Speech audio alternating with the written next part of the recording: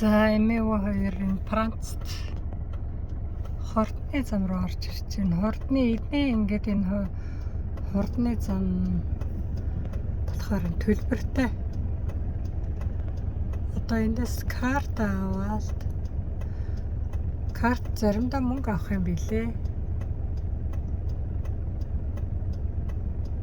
Тэгээд анхаарахтаа зарим нь болохоор зүгээр дараад карт аваад орж ирсэн. Энэ зүгээр карт аваад орох юм шиг. Төрөмб хоёр хурдны зам руу орсон. Тэгээ нэг чиргэлтэй болохоор айгүй үнэтэй. Жох яваад 28 евро төлсөн. Окей. Одоо яах нь карт авах бах. Тэгэл дараа нь гарахтаа мөнгө төлөх бах. Karte ziehen, ja? Ja.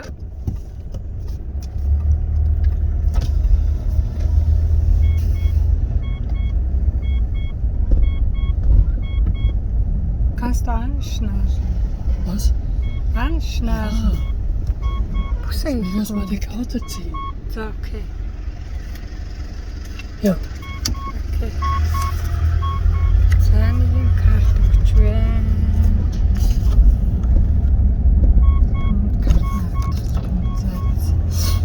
Цаашаа явлаа. Одоо хэдэн цаг болж байна вэ гэсэн чинь 10 цаг 12 минут 22 цаг болж байна да хүү MV2 тэгээд